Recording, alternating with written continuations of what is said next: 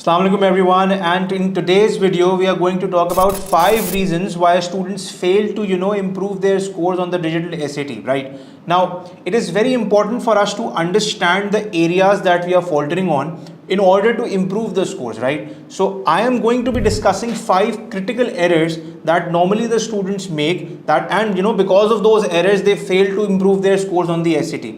And I would really want that you do not make those errors, so that you can go towards the improvement that you want. Right now, the first reason why the students fail to improve their scores on the SAT is the fact that they focus more on quantity rather than on quality. Right, you look at the students, right? Her student किसी की भी आप बात करो, he is like यार ज़्यादा practice test मिल जाए, material मिल जाए, कहीं से मैं काम कर लूँ, ज़्यादा काम कर लूँ. तो ये ज़्यादा क्वेश्चंस करने की जो एक अर्ज है, the urge to do more questions, which is very good, right? But before analysing, before understanding the topics, before working on how things should be done, right? आप 6 प्रैक्टिस टेस्ट सॉल्व कर लें और आप टॉपिक्स को analyse ही नहीं कर रहे, आप ये समझ ही नहीं रहे कि सवाल होता कैसे है, आप ये समझ ही नहीं रहे कि यार अप्रोच क्या है सवाल की, आप समझ ही नहीं रहे कि फॉर्मूला लगाना कब है, कब नहीं लगाना है. अगर आप ये सारी चीज़ें नहीं समझ रहे, तो अगर आप मिसाल के तौर पे बहुत सारी प्रैक्टिस भी कर लेते हो, तो that practice will not give you the result that you actually want, right?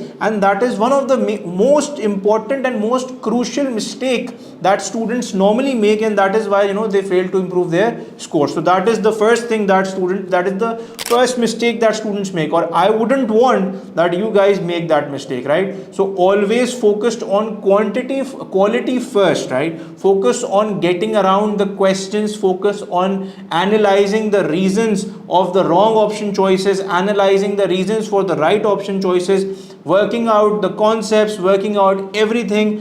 First you go topical, and once you understand how things are to be done, then you can go full on, and you can go on with all the quantity and all the questions that you want. So this is a mistake I really wouldn't want you guys to make. So that is the first thing. The second thing that is very important is that the students should have to understand that the score reports are very important, right?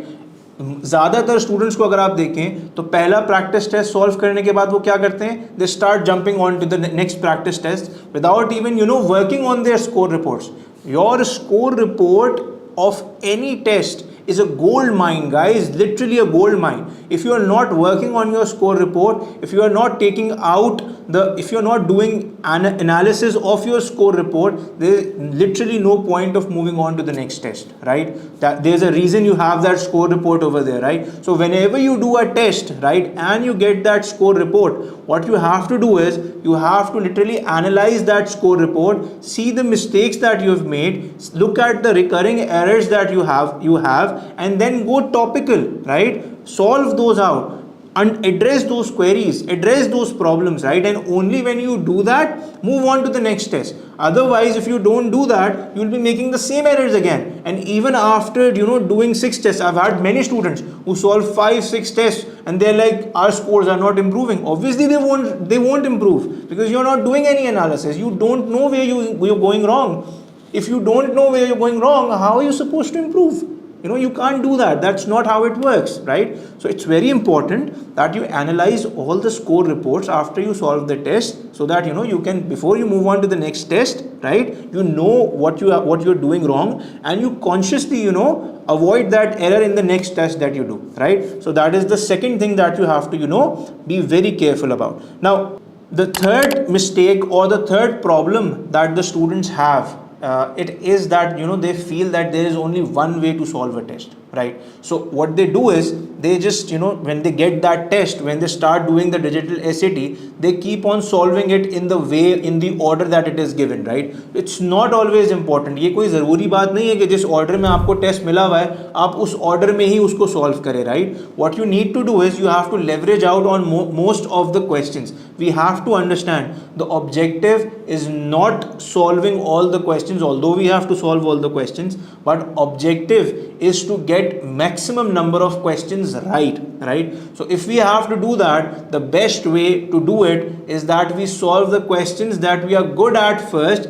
and then we move on to the next questions, right? So there is no fixed order of solving the questions, right? So for example, if I am good at standard English conventions, when I start the reading and writing section, I'll first go to question number 15 or 16. I'll start with standard English conventions, I'll do those questions first maybe, right? And then maybe I'll do expression of ideas, then maybe I'll come back to information and ideas. I'm just, taking a guess, right? You know what your expertise are, you know what you're good at, right? So just start with what you're good at and then move on to the other questions, so that you can leverage most out of the time that you have, right? So that is the third error that students normally make, and you don't have to make that error, right? Again, what you have to understand is, the fourth problem that normally students have is that they have really poor time management skills, right? And there are only two reasons, guys. There are only two reasons why anyone can have poor time management skills, right? The first is that they don't know the concepts.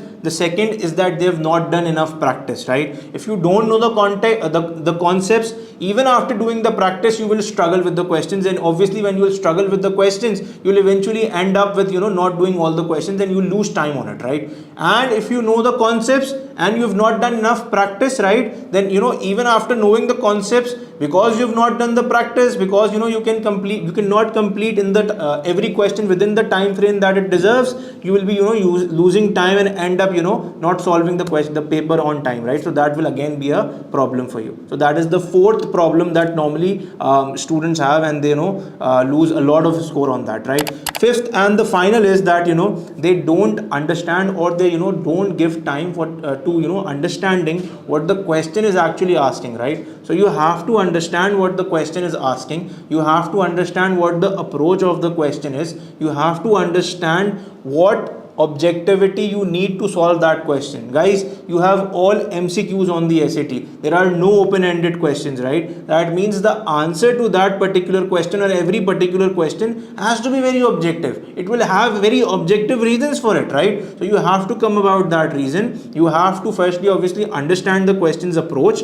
and then look for what the question is precisely asking, if you want to get the right answer. If you'll go wayward, if you get irrelevant, you'll get the wrong answer, you get yourself trapped in the trick options, and you will lose a score. So these are the 5 things, these are the 5 problems, or these are the 5 mistakes that normally students make, and because of this they lose a lot of a score. I have identified these problems in this video so that you work on them and you don't make these mistakes, and you don't lose any score on the digital SAT.